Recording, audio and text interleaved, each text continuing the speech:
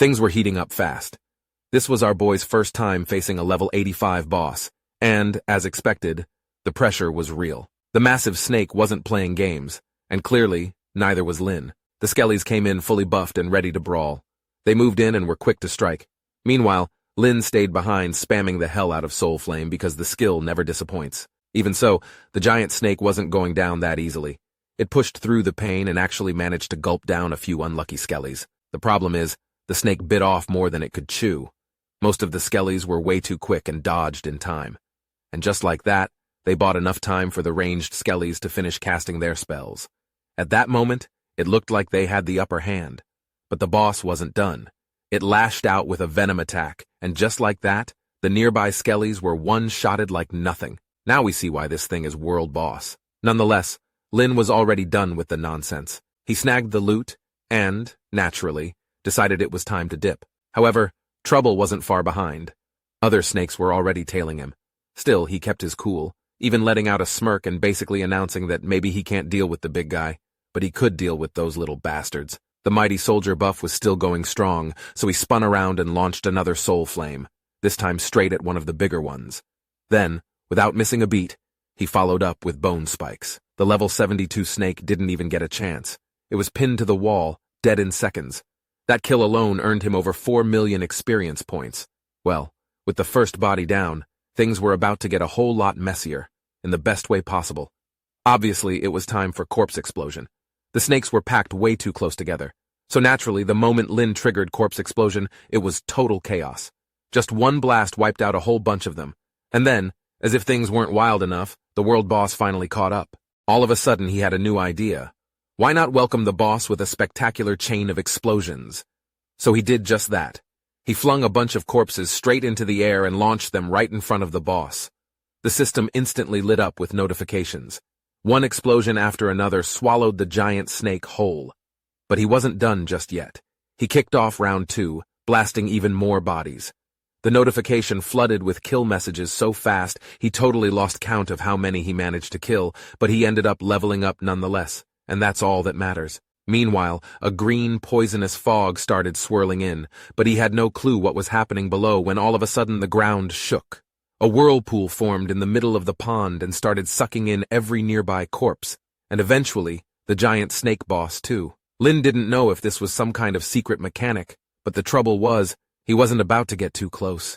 Just like that, every single body was gone. Even the boss had vanished without a trace. He gulped nervously, wasn't sure if the boss was dead or not, but either way, he found it quite creepy. The pond eventually calmed down, and things got back to normal like nothing had ever happened. And honestly, if he hadn't just leveled up, he might have thought the whole thing was a weird dream. Lin landed gently, staring at the toxic pond, looking all curious. In typical horror movie logic, he poked a finger into the toxic pond. To his surprise, his status immunity kicked in. The passive ability triggering meant he could ignore the poison damage. After prepping himself, he slowly walked into the pond. Half his body was submerged before long, and he kept moving toward the center. Those strange crystals had definitely come from this area. Moreover, those bubbling noises weren't exactly too comforting. Either way, he wasn't planning to back out now, so he dove in head first. Turns out, the place was way deeper than expected, and if he wanted answers, he'd have to go all the way. He sank further, and then, there it was, a cave. That's where the crystals kept poking out of it. Without hesitating, he swam straight in. He notes that once you're this deep, turning back isn't really an option. The cave stretched on and on, completely dark, eventually losing all visibility. Lin kept swimming forward. Finally, he popped out the other side and found himself in what looked like another cave chamber. He shook off some of the water, only to spot something strange. Right in the middle was a stone coffin, glowing faintly with green energy. Curious, he stepped closer, and what he saw shocked him. A person was lying inside. He wasn't moving but had a massive hole in his forehead, which made it clear he wasn't doing well. But the good thing is, Lin couldn't sense any life energy from it. Using detection spell, he managed to get more info. The person turned out to be the poison god, and his current status says he was sleeping. Wait, was this actually the tomb of the poison god? He wondered to himself, taking an even closer look. The green energy around the coffin, and even the poison from earlier, seemed to be coming from that exact wound. No wonder the essence blood came out of the pond. Based on the injury, the guy had to be either totally dead or on the edge of it. But the system still insisted he was just sleeping. Before Lin could process any of this, when all of a sudden the man's eyes snapped open. A violent burst of energy surged out, and Lin stumbled back, instinctively thinking, how the hell is it still alive? But then he caught himself saying that can't be right. If this guy were going to wake up, he would have done it years ago. Moreover, all of his power had probably leaked out a long time ago. Lin figured his sudden visit might have triggered some hidden mechanic. And right now, it's just a fragment of the poison god's soul mistaking Lin for an enemy. Either way, this isn't much good news, and he couldn't just stand there and do nothing. Luckily, mighty soldiers were back off cooldown and followed up with Soul Flame. Right away, the energy around the man began to scatter, and from the look of it, Lin was doing work. And clearly, just as he expected, this was only a dying remnant of the man's soul, barely holding on. The man looked reluctant, as if he didn't want to fade yet. It reached out, then finally vanished into the air. At the same time, notification came in, rewarding him with 1 level, another star on his badge, maxing out his poison immunity, and, most insane of all, he received a medium godhead and the poison god's divine seat. By now, he was completely freaking out. The system announced that if he absorbed the godhead, he could instantly become divine level. On top of that, the divine seat meant he could take over and become the new poison god. Not to mention, he had just hit level 52 and is now a 2-star divine general. You can probably guess why his heart was racing. Inside his spiritual world, things were even crazier. The godhead appeared as a glowing green crystal, while the divine seat looked like a majestic throne. With just one thought, Lin could claim the power of a mid-tier god, which is basically equivalent to level 94-ish. But the problem is, if he does take it, the chance of him going surpasses that, which becomes slim. And obviously Lin wasn't here to stop halfway. After all, his ambition had always been to become a supreme divine. Meanwhile, huge changes rippled through the outside world. On the eternal trial ground, energy waves surged into the sky. Over in the human world, rain suddenly poured down. White Divine and Old Meng were shocked by the sight. Meng Anwen sighed and remarked that a god has fallen. And not just any god, but a mid-tier. Elsewhere, the Abyss reacted too. The succubus queen voiced her shock, mumbling about who could possibly pull this off. Even Antares, who had been dozing off, was startled awake. Annoyed, he yelled towards the energy and tells them to shut the hell up.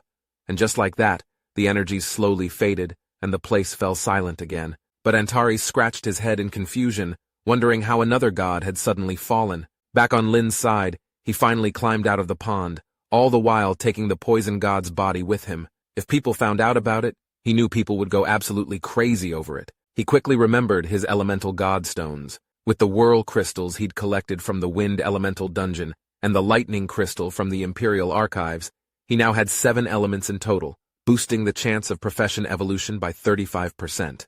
Not bad at all. He packed everything away. Without the poison god's corpse fueling it, the pond already looked a little clearer, and he figured it was only a matter of time before the place was gone. Satisfied with everything, he decided it was time to finish the rest of the mission. And honestly, with bosses lurking everywhere, sticking around here was just asking for trouble. So he flew off. After some time, the terrain beneath him changed, and he knew he'd crossed into a new region. He slowly descended, but the ground felt weird, like grass, yet strangely soft. That's when he realized he was actually standing on a giant monster.